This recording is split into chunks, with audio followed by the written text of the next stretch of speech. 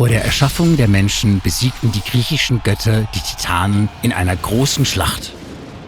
Die meisten Titanen wurden getötet oder in die ewige Hölle Tartarus verbannt.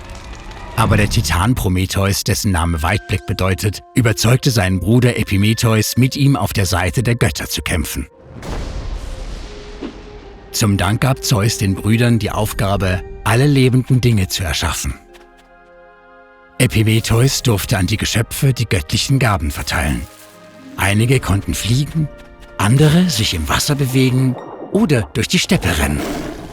Er gab den Tieren glitzernde Schuppen, weiches Fell und scharfe Klauen. Inzwischen formte Prometheus die ersten Menschen aus Lehm. Er gestaltete sie nach dem Vorbild der Götter.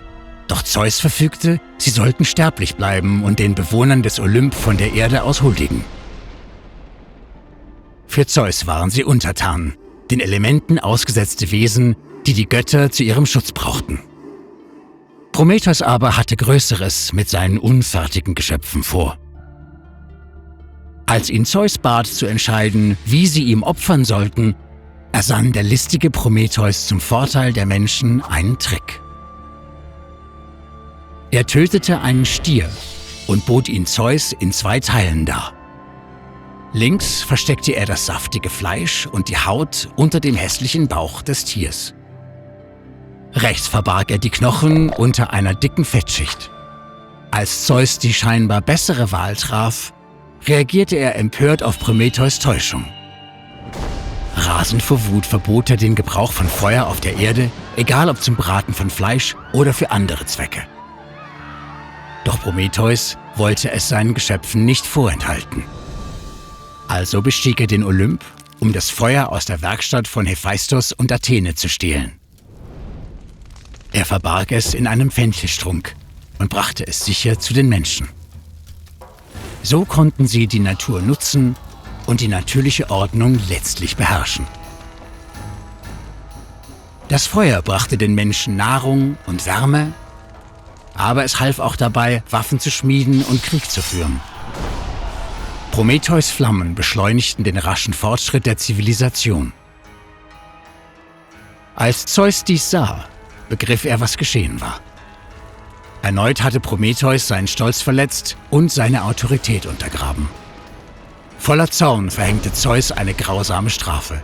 Prometheus wurde für alle Ewigkeit an einen Felsen gekettet. Jeden Tag kam ein Geier zu ihm und riss ihm die Leber heraus. Jede Nacht wuchs die Leber erneut, doch am nächsten Morgen kehrte der Geier zurück.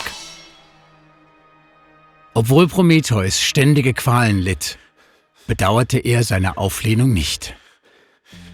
Sein Kampf gegen Unterdrückung machte ihn zu einer beliebten Sagenfigur. Man feierte ihn auch wegen seiner List und Neugier und weil er den Menschen Wissen, Fortschritt und Macht brachte. Er ist auch eine wiederkehrende Figur in Kunst und Literatur. In Percy Bysshe Shelleys Drama Der entfesselte Prometheus zeichnet ihn der Autor als romantischen Helden, der entkommt und der Welt Mitgefühl und Wissen bringt.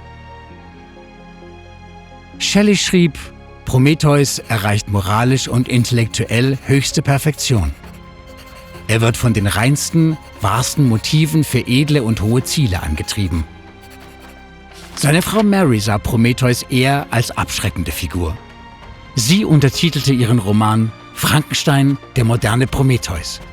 Ein Hinweis auf den Schaden durch die Zerstörung der natürlichen Ordnung und auf die verbleibende Bedeutung von aktuellen ethischen Fragen zu Wissenschaft und Technik.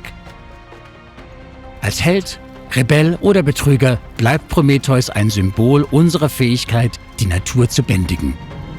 Im Grunde erinnert er uns an die Kraft individuellen Handelns, um die Welt zu entfachen.